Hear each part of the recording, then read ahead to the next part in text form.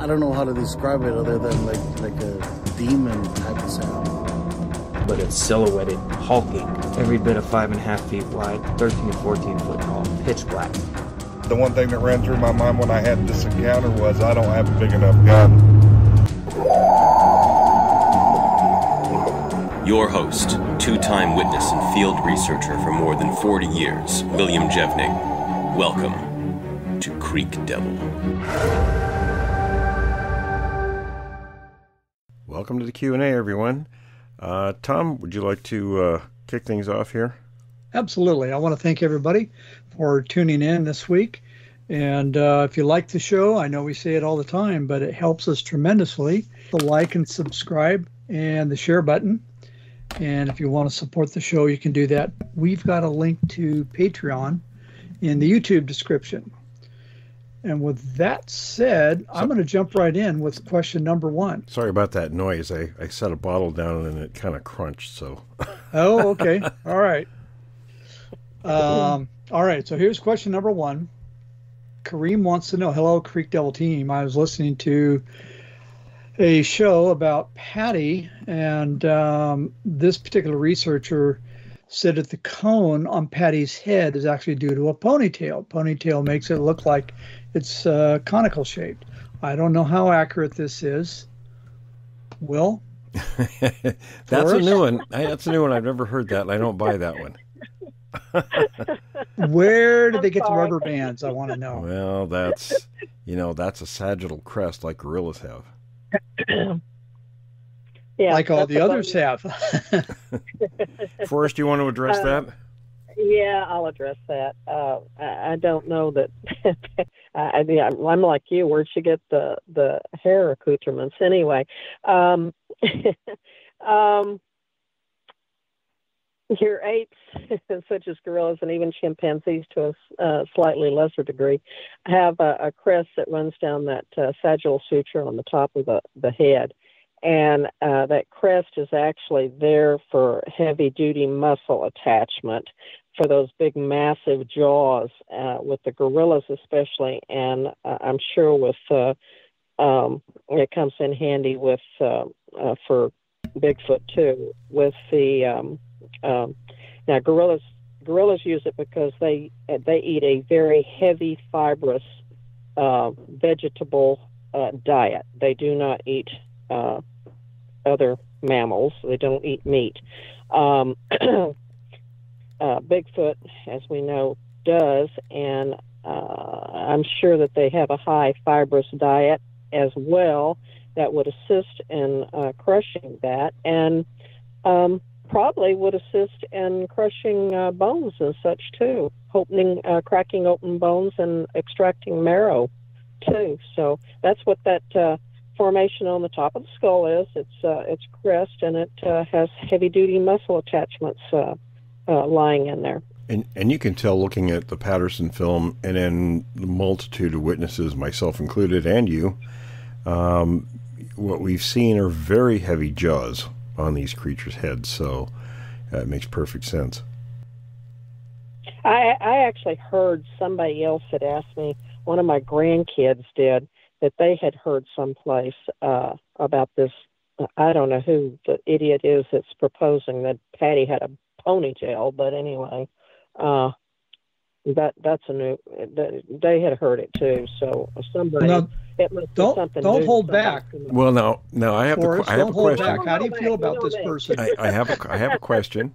Now with the males that have that formation, would that be a man bun or a Sasquatch bun? Just asking. Well, you do hear sometimes, periodically, where some people will say that the males have a mullet cut, and that might not be necessarily unusual, having slightly longer hair on a male, because you actually do see that sometimes in certain monkey features, not so much in the great apes, but you do see it in monkey features where they do have this longer hair that appears on the head and across the shoulders and such. Well, so now that gives that could be some some sort of a male adaptation. That gives me a whole new perspective on Bigfoot. Business in the front, party in the back. Isn't that what they say about mullets? Yeah. Okay, enough of that silliness. Let's move on, Tom. All right. Okay, so David wants to know. My question is in regards to something the guest on your show said. His code name was Mr. Black. We've heard of Mr. Black. I guess which Mr. Black? Yeah, exactly. Because there are a number of them. There's a number of them.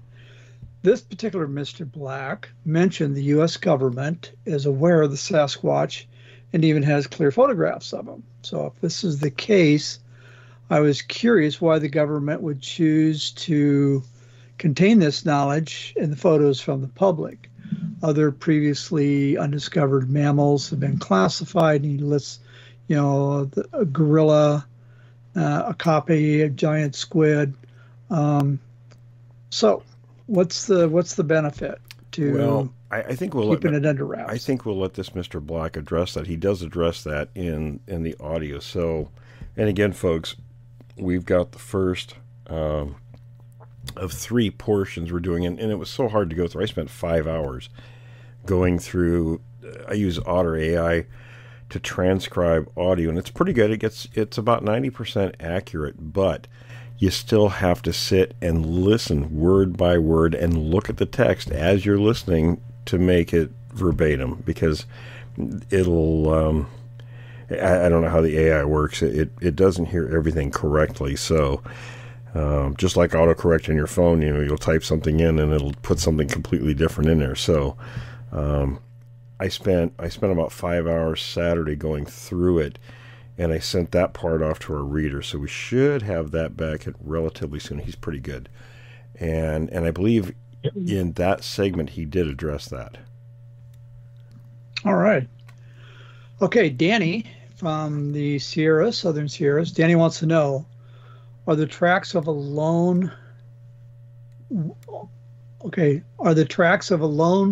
trackway, he says specifically, one individual, of an adult track size more likely to be that of a male? I would think so, probably. They're going to be more exposed. In an open area or a road, that's kind of a game trail. So, and human access, so there's more potential for danger in close proximity to humans in their minds. So I would assume, in the forest you can jump in there too, but that the males would be more likely to be out in a dangerous position with the group than the females would. Well, it's very, in the primate world, most generally your young males are either completely run off, especially anything that's biologically related to the ruling male. They're usually run off, or they hang out on the just very outer edges. Periodically, you will have females that might be biologically related to a male, the ruling male, alpha male, that would wander off in hopes of finding a mate outside the group. But most generally, you're going to have something wandering around like that by itself, and that was kind of the way I took that question. I don't know whether that's accurate on my part, but I would think that it would be a lone male that would be the one that would be out there wandering around by itself, rather than a female, more than likely. Although they do speak of a female, and I think I brought this up once before over here in East Texas, that somebody had been seeing, and I think she was just an older female that may have been, in fact, lost her group for one reason or another, due to death or whatever, or whether she just had wandered off on her own. And there had been a lot of sightings of a lone female out here. Of course, we don't know that the other member of the groups or other members of the group aren't in adjacent areas. Just because that one is seen, it might be, more likely to be in a place where it's seen by people, whereas the other ones would stay more hidden too. Well, that's true too. Well, that makes sense. And this is Danny's talking about the trackway. Like you said, there could be other ones out there, and they're just in an area where either they're far away and you didn't see the lone trackway, or they're in really, the soil, the ground conditions isn't conducive to making tracks. All right. Here we got another one from Karim. Do you think a secret agency has ever tagged one or number of these creatures and studied their behavior? I don't think Will is going to answer this one, LOL. Most.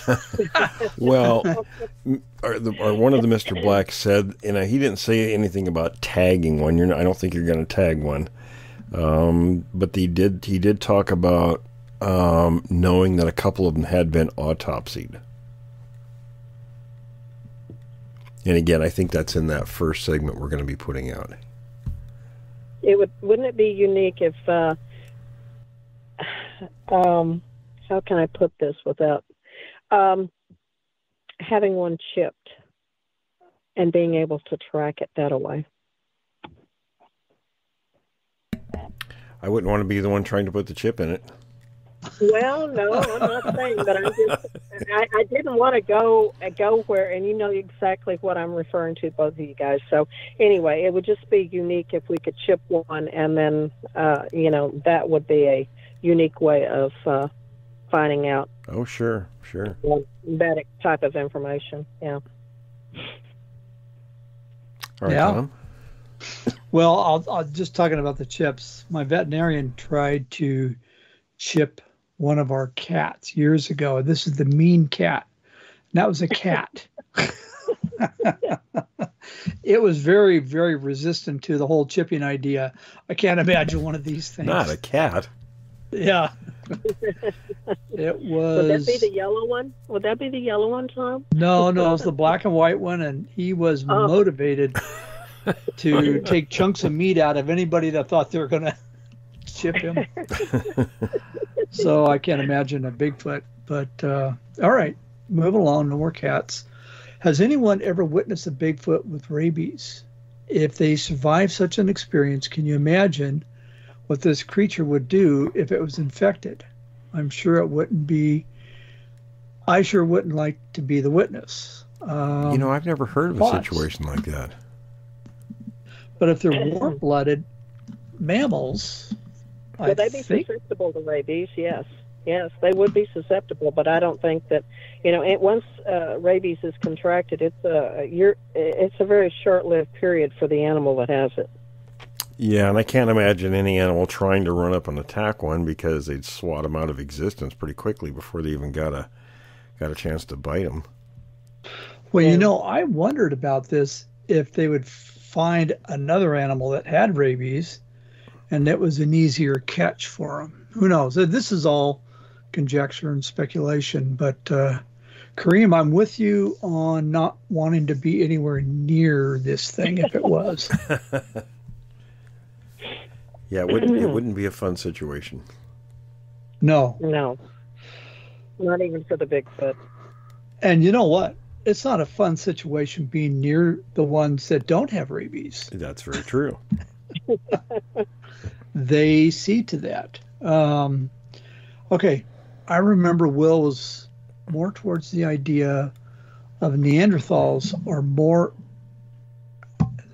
I think Karim said, okay, I remember Will was more towards the idea Neanderthals are more ape-looking from Them and Us research from the Danny Vandermeene. Mm-hmm.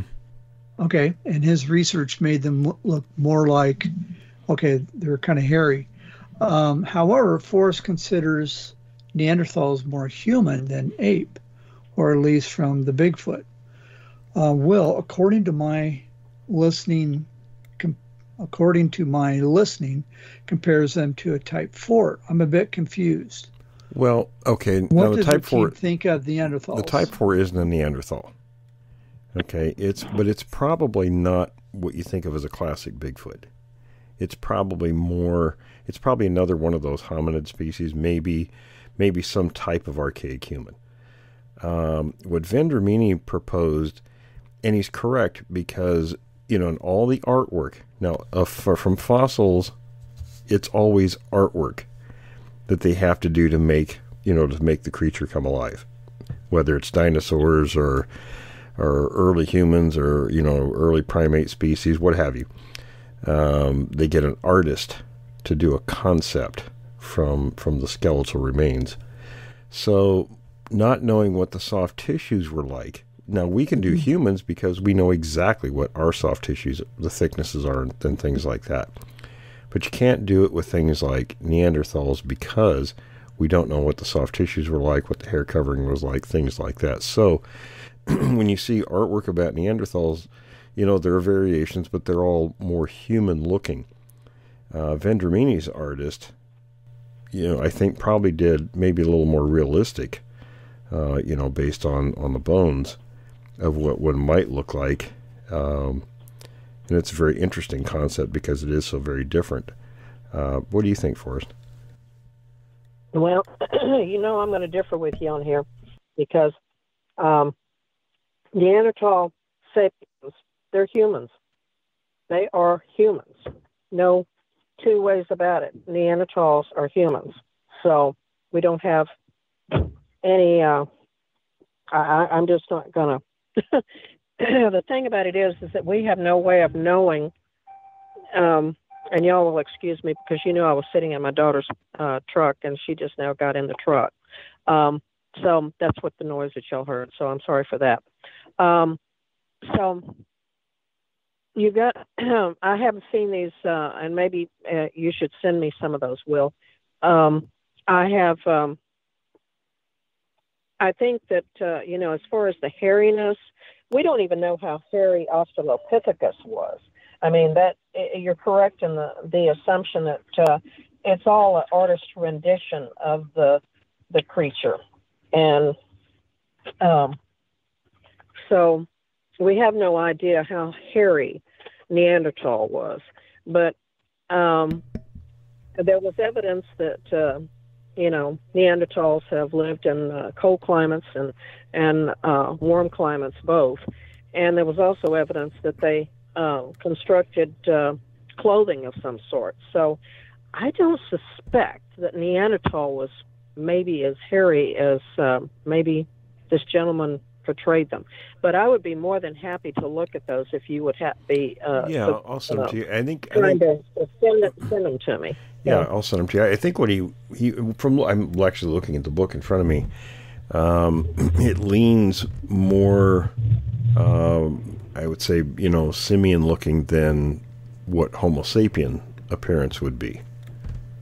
Well, see, I look at a Neanderthal skull, and there is more. The skull slopes back at the forehead, but they don't have the prognathism that you see in your apes and your gorillas and chimpanzees and even orangutans and bonobos and gibbons. Any of the great apes don't. They have that prognathism. Oops, I think I lost him. Are you there? Have I still got you? You still got us. Oh, okay. Well, somebody was beeping in on my phone. I apologize. Oh, no problem. But anyway, you don't see the prognathism on Neanderthal that, and so I would totally disagree. I just don't know. I don't know what else to say to you. That I don't look at a Neanderthal skull and see an ape. I just don't. It looks too human to me.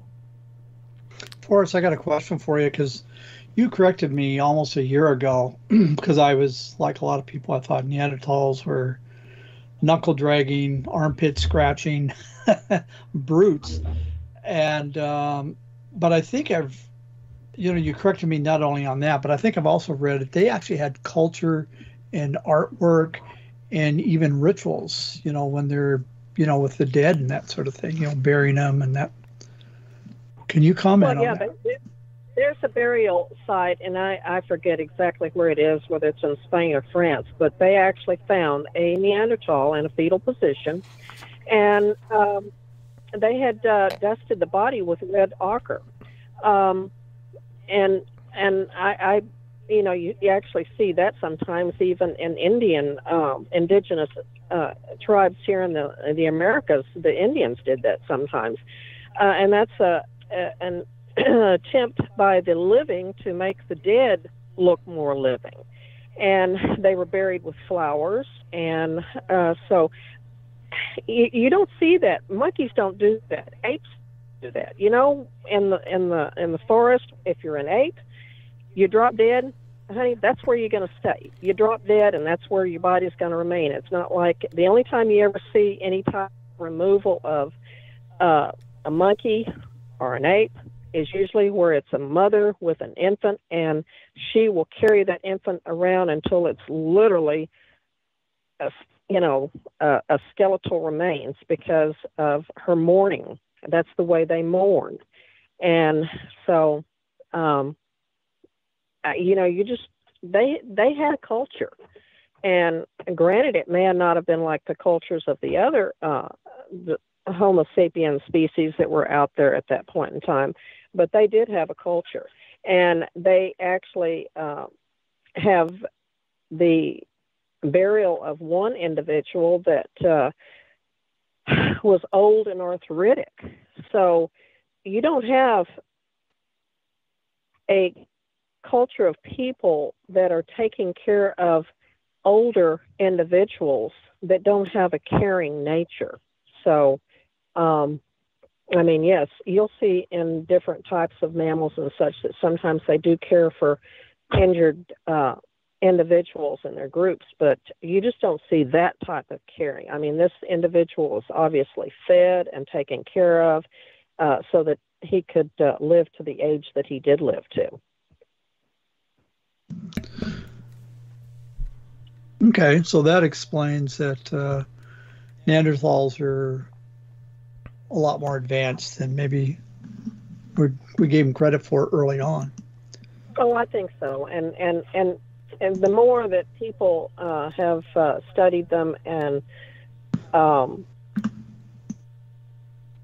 in all the different sites and that they found, it's becoming a more accepted anthropological feeling towards Neanderthals, that they were far more advanced than what we probably give them credit for, you know. Well, and the other thing is, I'm going to kind of support your not ape theory, and that is, if they were apes, and I would hate to say it, but how did we end up with Neanderthal DNA? Well, so they had to be close to us, right? Yeah, they had to be pretty close to us because there had to be some kind of an attraction there. You know, I can't imagine that Neanderthals were running around out there grabbing all the Homo sapien women by the hair and dragging them off to their cave to rape them. I don't see that, or you wouldn't. Right. You know, it would be a very minuscule amount of DNA in our population. I think we get a bit off topic, and remember, guys. Will's got at least 7%. We did, just a bit. Okay, because yes. now Vendramini wasn't saying they were apes, that they just looked different than what the traditional artwork indicates. Yeah, and I know, but may have been much more aggressive.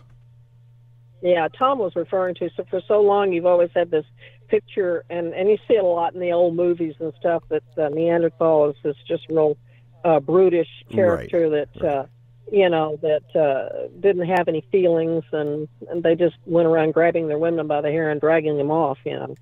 So, but no, I'm sorry, I don't look at a Neanderthal skull and see that. And they've even now just found a group down in Spain that they're calling proto-Neanderthals, that they're even more evolved than the old type Neanderthals, but they're still Neanderthals. So, you know, I personally think that you could probably clean up a Neanderthal, shave him, give him a haircut, and put him in a suit. I think he could probably walk down the street, and he, in most your big cities today, and probably wouldn't even get a second look. Seriously. Well, and I think they could run for office too. Just saying. Well, yeah, I didn't want to go there, but you know, you and I have a like mind on that one. What about the? I won't say. I think one already has, but anyway. We're not going there. Okay. What about the? And I'm sure I'm going to botch the pronunciation, but the Denisovians, or how are you pronounce it? They're not a Neanderthal.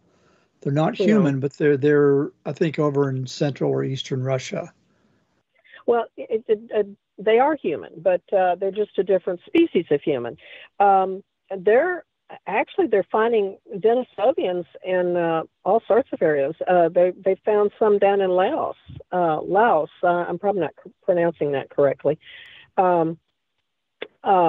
There's a big cave in Laos that they just found Denisovian bones in. So they're just like the Neanderthals. They've spread all over. And the Denisovians were originally just identified by nothing more than a small finger bone. And I think they actually found that particular individual also had Neanderthal in her. It was a female, a teenage female. That's how much DNA they were able to extract from that one finger. So clarification, both Neanderthals and Denisovians are strictly Eurasian, right? They're not found in any other continent so far? So far, nobody's ever found them in any other continent. But you know what? I kind of hold with the belief that in some ways that it would not surprise me if at some point in time that something doesn't show up here in the New World, especially up in Canada and the northern states. I would not be in the least bit surprised. Oh, that would be interesting. But that's just me. Yeah. Holding out hope. Holding out hope. We do know that Bigfoot is here in the States and in Canada and Alaska. Well, we're certain of that. Well, now here's something too, and one of the reasons, and it fits in with what you're saying, Forrest. The type 4 creature, the one that's actually smaller, and what makes them different is than the normal Bigfoot quote-unquote creatures, is that they can lose their hair on the top of their heads, bald, like humans do, and oftentimes they are more human-ish looking than the normal Bigfoot. So, and where do they live? In the northeastern part of the U.S. and southeastern Canada. Would that be what would be the Iceman category? Yes. Yeah. Now, my father actually saw that in a corny sideshow one time. Yeah, my gut just says that's not a typical Bigfoot, that type creature. No, I never thought that was a Bigfoot, and neither did my father. He was quite well educated, so but he just thought it was kind of strange, and I always wondered if that in fact wasn't maybe a Neanderthal. And I think a lot of people forget or don't know that it's because the height and build and everything is very different than the normal Bigfoot is, which is much smaller. It was stocky, but it was much smaller build, and it didn't have hair in the face and all these different kinds of attributes. But the main thing was Frank Hansen, who shot it, was an Air Force captain, and it wasn't just the one individual, there were three of them, and he said they all three looked the same height, same build, same appearance. So that would indicate to me that's what that particular species looks like across the board. Yeah. All right, well, we're getting pretty close to being out of time. Any final thoughts or anything you guys want to bring up? Well, I just want to thank everybody. I want to thank Karim. I want to thank Danny and David and everybody else who's written in. You guys have great questions, and all I can say is keep them coming. Questions at creekdevil.com. You guys, this is your show, and you're the ones who keep the topic alive, and there's no bad questions. So questions at creekdevil.com. Awesome. And if you've had an encounter, get a hold of us. We'd love to have you on the show. Forrest, any final thoughts or comments? No, I don't think so. Good questions as usual. All right. So Chuck, we didn't hear from him today. He's going to be a regular part of the show. So On our next posting this week, hopefully we'll have Chuck on that segment. So Yeah, I think he was working today. okay, yeah, probably so. All right, everyone, thanks for joining us. Thanks for listening to this episode of Creek Devil. If you or anyone you know has had an encounter with these creatures, please contact us at williamjevning@yahoo.com. That's William, Jevning @yahoo.com. All communication is confidential. Join us for another program next week. And until then, keep your eyes open out there.